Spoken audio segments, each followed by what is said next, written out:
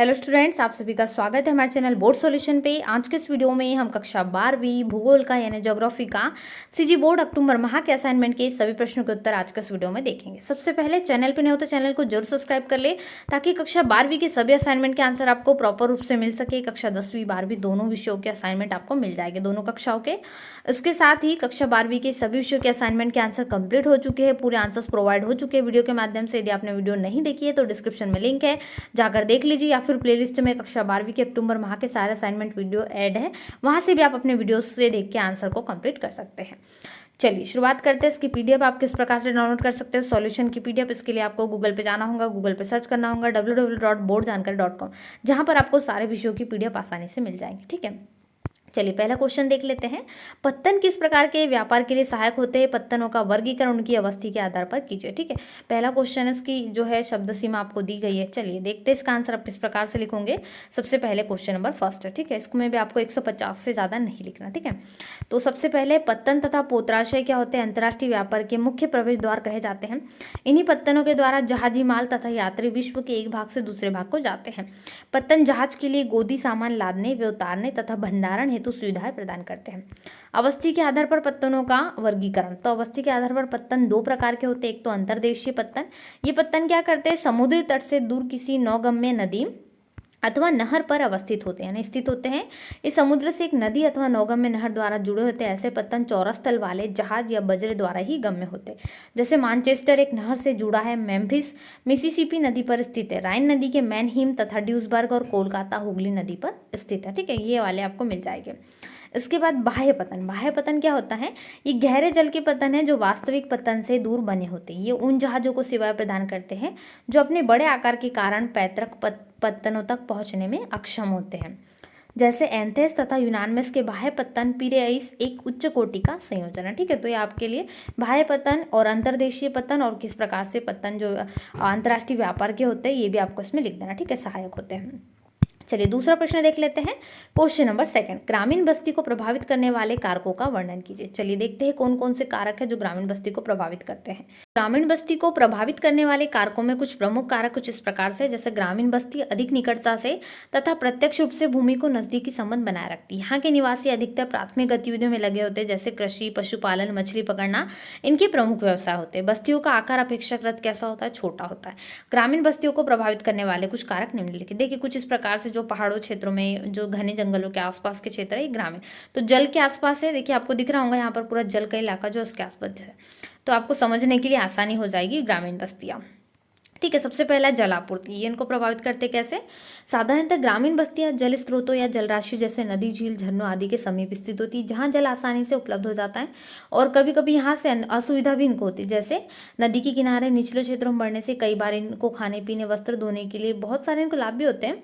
कई बार इनकी बहुत सारी जीविका भी इसमें चल जाती है। ठीक है, तो ये कुछ कारक है जो इनको प्रभावित करते हैं। आप इतना वर्णन ना लिखे, थोड़ा थोड़ा सभी का वर्णन लिख सकते हैं, जिससे आपको कोई दिक्कत नहीं जाएंगे। ठीक है, दूसरा है भूमि। मनुष्य बसने के लिए उस जगह का चुनाव करता है जहाँ की भूमि कृषि कार्य के लिए उपयुक्त और उपजाऊ हो। यूरोप में दलदली क्षेत्र और निचले हिस्सों में बस्तियां नहीं पाई जाती हैं। ठीक है, जबकि दक्षिण पूर्वी एशिया में रहने वाले लोग नदी घाटियों के निम्न भाग, तटवर्ती मैदानों के निकट बस्तियां बसाते हैं। ठीक है, इन्हें जो उनके लिए कृषि के लिए बहुत सहायक भी होती है। चलिए तीसरा है उच्च भूमि के क्षेत्र। तो उच्च भूमि के क्षेत्रों में इसमें आप लिख देंगे, मानव ने अपने अधिवास हेतु ऊंचे क्षेत्रों को इसलिए चुना कि वहां पर बाढ़ के समय होने वाली क्षति से बचा जा सके और मकान और जीवन सुरक्षित रह सके। नदी बेसिन के निम्न भाग में बस्तियां नदी वेदिका और तटबंधों पर बसाई जाती। ठीक है, इसके बाद अगला पॉइंट हो जाएगा गृह निर्माण सामग्री। आप चाहे तो इसमें और इंक्लूड कर सकते हैं।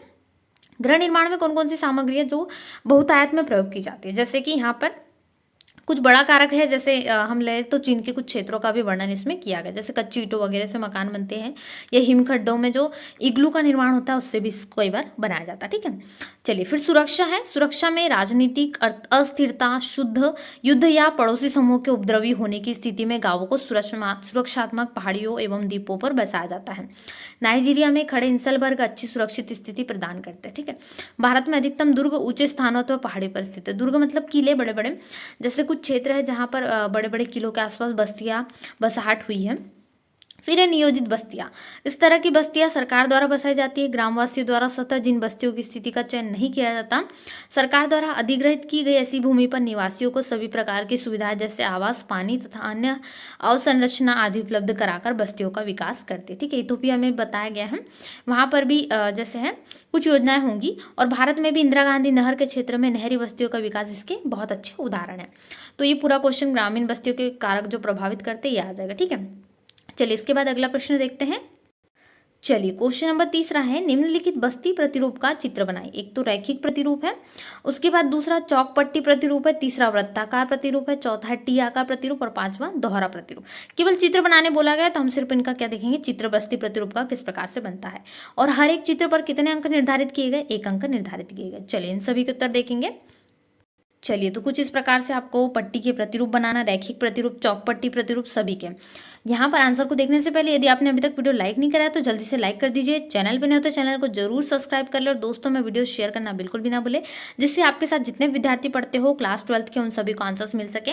आज के इस वीडियो में हम 12th भूगोल के आंसर्स देख रहे हैं। सारे असाइनमेंट के आंसर्स कंप्लीट हो चुके हैं। इसके पहले डिस्क्रिप्शन में लिंक है, यदि आपने कोई आंसर्स छूट गया है, आंसर कंप्लीट नहीं कर पाया हो तो डिस्क्रिप्शन के लिंक जाकर अपने विषय जो आपको छूटे उन सभी को कंप्लीट जरूर कीजिए। चलिए पहला चित्र यहाँ पर रैखिक प्रतिरूप का आपको नजर आ रहा है, तो बिल्कुल ये इस प्रकार से आप बना लेंगे। ठीक है, सेम एग्जैक्ट तरीके से आपको रैखिक प्रतिरूप का बनाना है। इसके बाद दूसरा यहाँ पर है चौक पट्टी प्रतिरूप। ठीक है, चौक पट्टी प्रतिरूप में आपको देखिए इस प्रकार से क्रॉसिंग का कुछ सिंबल नजर आ रहा है, यानी 4 को इंडिकेट कर रहा है। ठीक है, इस कारण इसका हो सकता है चौक पट्टी प्रतिरूप पड़ा हो। इसके बाद तारे के आकार का स्टार जैसा बन रहा है, देखिए कुछ इस प्रकार से हम स्टार को यहाँ पर यदि बनाए तो बिल्कुल स्टार बन रहा है, तो ये तारे के आकार का प्रतिरूप कहलाता है। ठीक है, इनको ध्यान से नोट करेंगे। आप अच्छे से पेंसिल से भी चित्र बना सकते हैं, यदि आपकी ड्राइंग अच्छी है तो पेन से भी इंक्लूड कर सकते हैं, कोई दिक्कत इसमें नहीं आएगी आपको। ठीक है, ध्यान से देखना है आपको। रैखिक प्रतिरूप हो गया, फिर चौक पट्टी प्रतिरूप, उसके बाद तार के आकार का प्रतिरूप, इसके बाद है टी आकार का। देखिए टी आकार का इसमें प्रतिरूप बन रहा है, तो ये बिल्कुल टी आकार का आपको इसमें बना लेना। ठीक है, यहाँ देखिए ये टी आपको दिख रहा होगा, इतना टी आकार का प्रतिरूप बन रहा है, इसी कारण इसका नाम टी आकार प्रतिरूप पड़ा है। इसके बाद वृत्ताकार प्रतिरूप आपको कुछ इस प्रकार से दिख रहा है, तो बिल्कुल ये वृत्ताकार है गोल सर्कल में। दोहरा यहाँ पर देखिए 2 राहें यहाँ पर इस प्रकार से जा रही है, इस कारण ये दोहरा प्रतिरूप कहलाता है। तो इसमें भी कुछ जो चीजें इंडिकेट की गई है, चाहे तो ये भी आप इसमें लिख सकते हैं किस लिए ग्रामीण बस्तियों के प्रतिरूप में ही आती है। तो ये आपको इतना इंक्लूड नहीं करना है, आपको केवल सिर्फ इसमें कैसे प्रतिरूप बताए गए हैं, जैसे टी आकार के वृत्ताकार हो गया, दोहरा हो गया, तारे के आकार का हो गया, चौकपट्टी और रैखिक, कितने आप इसमें इंक्लूड जरूर कर दीजिए। चलिए अगला प्रश्न देख लेते हैं। चलिए इसके बाद नेक्स्ट क्वेश्चन है, विश्व के सीमाकार मानचित्र में दर्शाइए। कोई 5 इनमें से दर्शाना है, आपको जो 5 अच्छे लगते हैं आप वो दर्शा दीजिए। मैं आपको सारे बता देती हूँ, आप सारे के सारे देख लीजिए किस प्रकार से करेंगे। ठीक है, सातों को मैं बता देती हूँ, आपको कोई दिक्कत नहीं जाएंगी इसको अरेंज करने में। चलिए इसका आंसर देखते हैं। तो आपको आपकी जो असाइनमेंट है उसमें कुछ इस प्रकार का एक नक्शा दिया गया है, उसको आप अच्छे से देखोगे तो आपको ये नक्शा इसमें वर्ल्ड पॉलिटिकल का दिख रहा है। ठीक है, सीमाकार क्षेत्र का है, बिल्कुल यही नक्शा आपको अपने असाइनमेंट के आंसर्स में लिखना है। तो यहाँ पर मैं सारी चीज़ें आपको एक एक करके बता देती हूँ। ठीक है, सबसे पहले यहाँ पर हम क्या देख लेते हैं, केप टाउन देख लेते हैं, जो कि दक्षिण अफ्रीका का साउथ अफ्रीका का क्षेत्र है। तो केप टाउन आपको यहाँ पर बनाना है। आपको यदि नक्शा नहीं मिलता है, आपके असाइनमेंट में तो मिलेगा ही, तो उसमें आप इसको अच्छे से इंक्लूड कर ले। ठीक है, इसके बाद यहाँ पर हमारा इंडिया है, इंडिया में हमें यहाँ मुंबई दिख रहा है। ठीक है, तो इंडिया आपको यहाँ पर नक्शे में दिख रहा है, तो बिल्कुल यहाँ सेम प्रकार से जो इंडिया है इसमें यहाँ पर हमने मुंबई को, जो येलो कलर से आपको हाईलाइट्स दिख रहा है, ये सारे क्षेत्र जो हमको पूछे गए, क्वेश्चन में पूछे गए। फिर जापान से ओसाका है, यहाँ पर आपको दिख रहा है। अमेरिका से यहाँ पर न्यूयॉर्क हमको दिख रहा है, तो बिल्कुल यही है। फिर हमें यहाँ पर ब्यूनस आयर्स भी दिख रहा है। इसके अलावा यहाँ पर हमें रियो डी जेनेरो भी दिख रहा है। तो ये थोड़े अलग अलग क्षेत्रों से, फिर वैंकूवर यहाँ पर आपको पूछा गया ये भी। ठीक है, तो ये कुछ क्षेत्र है जो आपको पूछे गए, तो यहाँ पर मैं आपको रेड सर्कल से मार्क करके बता दे रही हूँ ताकि आपको कोई दिक्कत नहीं जाएगी। ठीक है, ये नक्शा सेम नक्शा मैंने यहाँ पर असाइनमेंट से ही लिया है, असाइनमेंट के नक्शा आपको जो दिया गया है इसमें से लिया, इसलिए आपको इसमें कोई दिक्कत नहीं जाएगी। ठीक है, वर्ल्ड पॉलिटिकल जो आपको दिया गया है इसको अच्छे से रोटेट करके आप इसको फॉर्म में भरेंगे। ठीक है, आपके जो फॉर्म है। इसके अलावा ब्यूनस आयर्स यहाँ पर अच्छे से भरना है, केप टाउन है, मुंबई है, ये हमारे पूरे नक्शे में आपको भर देना। ठीक है, इससे आपका नक्शा कंप्लीट हो जाएगा और आपके पूरे नंबर मिल जाएंगे, एक भी नंबर आपका नहीं कटेगा। वैसे तो आपको 5 बोला गया, तो इसमें से आपको जो 5 अच्छे से लगे, आपको जो मिल जाए आपके नक्शे में, अच्छे से भरने में कोई दिक्कत ना जाए, तो पेंसिल से इसको नोट कर लीजिए। ठीक है, तो यहाँ से आपका क्लास 12th भूगोल का यानी यहाँ पर ज्योग्राफी का असाइनमेंट के सारे आंसर्स कंप्लीट हो जाएंगे। इसके साथ ही कक्षा 12वीं के सभी विषयों के असाइनमेंट के आंसर कंप्लीट हो चुके अक्टूबर माह के।